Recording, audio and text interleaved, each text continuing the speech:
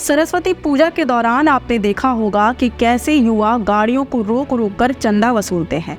कुछ इसी तरह का काम भाजपा की सरकार भी कर रही है। पहले नेताओं विधायकों को गिरफ्तारी का डर दिखाकर अपनी पार्टी में लाया गया। इसके बाद अब कंपनियों को हवालात का खौफ दिखाकर उनसे चुनावी प्रचार के लिए चंदा वसूला जा रहा है।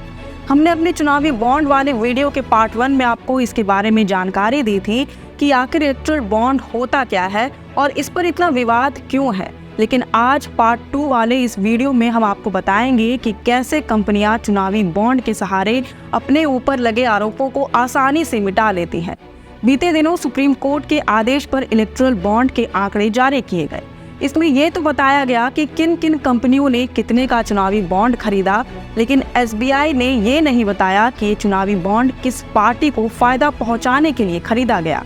लेकिन विपक्षी दलों का और कई मीडिया रिपोर्ट्स का ये मानना है कि भाजपा ने कंपनियों के ऊपर जांच बिठाकर पहले उन्हें चंदा देने को मजबूर किया, फिर उन्हें इनाम के तौर पर बड़े बड़े प्रोजेक्ट्स की जिम्मेदारी दी गई। हम सीधे तौर पर भाजपा का नाम इसलिए ले रहे हैं क्योंकि एक केस में बिल्कुल पुख्ता सबूत है कि चुनावी चंदा भाजपा को ही दिया गया। कोरोना काल के दौरान कोविशील्ड वैक्सीन बनाने वाली company serum institute of India आपको जरूर याद होगी।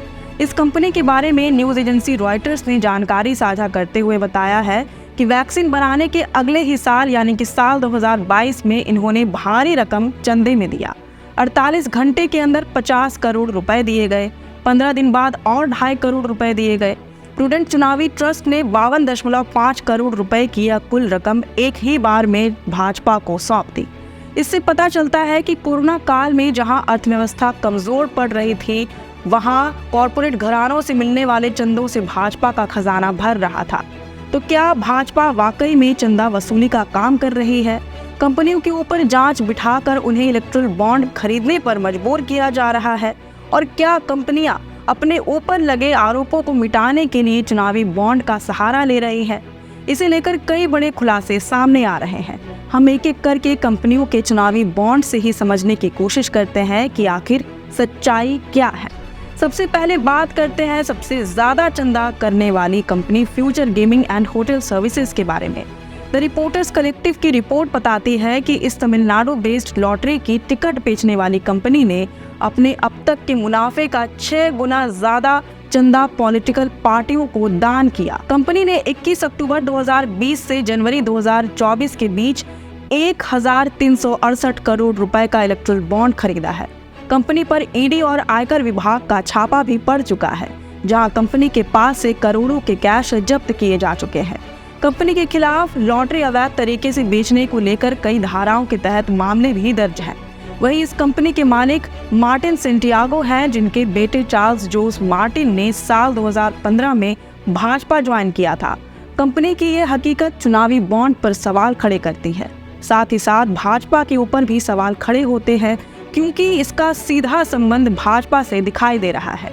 सवाल ये भी है कि क्या कंपनियों के पास इतने पैसे हैं कि वे हजारों करोड़ों का चंदा पार्टियों को डोनेट कर रहे हैं? और जैसा कि आप सभी जानते हैं कि व्यापार मुनाफे के लिए होता है, तो पार्टियों को अरबों का चंदा देने के पीछे क्या मकसद है? यही सवाल इस लिस्ट में दूसरे नंबर पर रही mega engineering and infrastructures limited company के ऊपर भी खड़ा होता है। हैदराबाद बेस्ड इस कंपनी ने कुल 966 करोड़ रुपए के चुनावी बॉन्ड खरीदे। कंपनी को कई केंद्रीय और राज्य सरकारों की परियोजनाओं की जिम्मेदारी दी गई। इसमें सबसे बड़ी तेलंगाना में गोदावरी नदी पर कालेश्वरम लिफ्ट सिंचाई परियोजना है, जिसे दुनिया की सबसे बड़ी परियोजना माना जाता है। परियोजना के बारे में टिप्पणी करते हुए CAG ने कहा था कि मेगा ग्रुप ने अब तक बहुत सी गड़बड़ियां की है, जिससे सरकार को भारी नुकसान झेलना पड़ा है। हैरानी की बात यह है कि राज्य की 2 परियोजनाओं के लिए मेगा ग्रुप ने सबसे कम बोली लगाई। इसके बावजूद उसे परियोजना का ठेका दिया गया। बताया जा रहा है कि 11 अप्रैल 2023 को मेगा इंजीनियरिंग ने कॉर्पोरेट्स ब्रांड से भाजपा को 100 करोड़ रुपए का चंदा दिया और 12 मई को कंपनी को 14,400 करोड़ का ठेका मिला। इस कंपनी के दफ्तरों पर अक्टूबर 2019 में आयकर विभाग ने छापा मारा था। इसके बाद ईडी ने भी अपने स्तर से जांच शुरू की थी।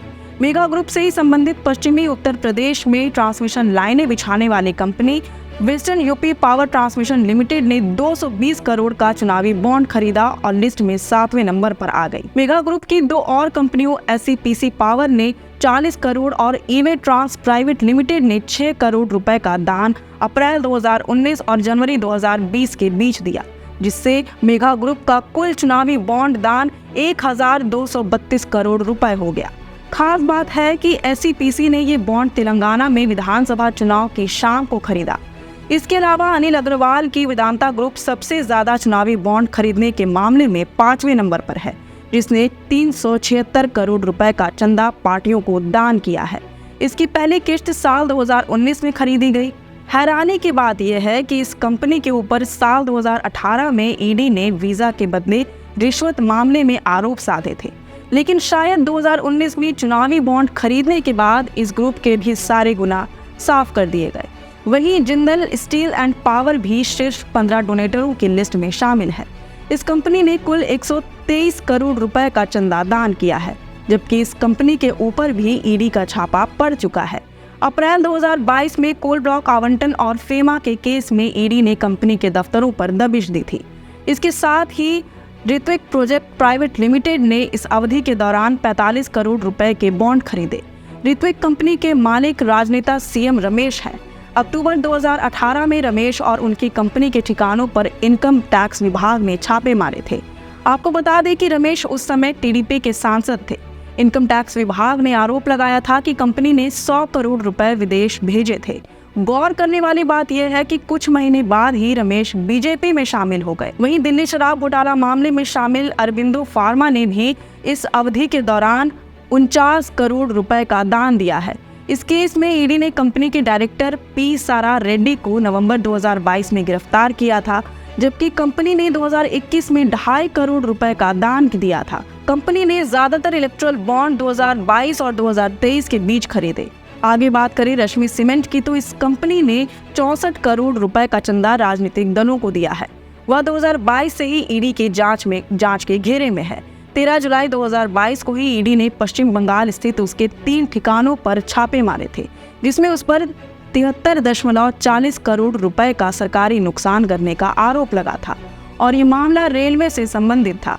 इसी तरह से शिरडी साई इलेक्ट्रिकल्स ने इसी साल के जनवरी में 40 करोड़ रुपए के बॉन्ड खरीदे थे, जबकि पिछले साल ही यानी कि दिसंबर 2023 में उसके खिलाफ IT की रेड पड़ी थी।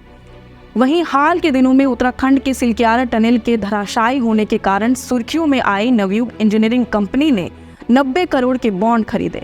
हालांकि अब तक इस मामले में जांच नहीं हुई है। इसके अलावा गाजियाबाद के यशोदा हॉस्पिटल्स पर कोविड के दौरान जनता से वसूली के आरोप लगे थे। हॉस्पिटल पर छापा भी पड़ा। इसके बावजूद हॉस्पिटल ने 162 करोड़ बॉन्ड खरीदे और इसके ऊपर सारे लगे आरोप साफ हो गए। इसी तरह की कई ऐसी कंपनियों का खुलासा हुआ है जिन पर संगीन आरोप लगे। केंद्रीय जांच एजेंसियों के छापे पड़े और जब उन्होंने इलेक्ट्रल बॉन्ड खरीदकर पॉलिटिकल पार्टियों को दान किया तो उनके सारे गुनाह माफ हो गए। कोई जांच नहीं हुई, बल्कि केंद्र की भाजपा सरकार से फायदा भी मिला। उन्हें बड़े बड़े प्रोजेक्ट्स की जिम्मेदारी दी गई। तो यहाँ सवाल बिल्कुल जायज़ है कि क्या केंद्र की भाजपा सरकार जांच एजेंसियों की बदौलत रंगदारी वसूल रही है? इसका जवाब भी आने वाले दिनों में बिल्कुल साफ हो जाएगा, क्योंकि सुप्रीम कोर्ट ने SBI को ये सख्त निर्देश दिया है कि वह चुनावी बॉन्ड के यूनिक कोड को साझा करे, जिससे ये साफ हो पाए कि किस कंपनी ने किस पॉलिटिकल पार्टी के लिए चुनावी बॉन्ड खरीदा। तब तक के लिए आप बने रहें हमारे लोकतंत्र 19 के साथ। अगर आपको ये जानकारी अच्छी लगी हो तो इस वीडियो को ज़रूर से लाइक और शेयर करें। हमारे चैनल लोकतंत्र 19 को फेसबुक पर फॉलो और यूट्यूब पर सब्सक्राइब करना ना भूलें। फिलहाल लेते हैं अलविदा। जोहार।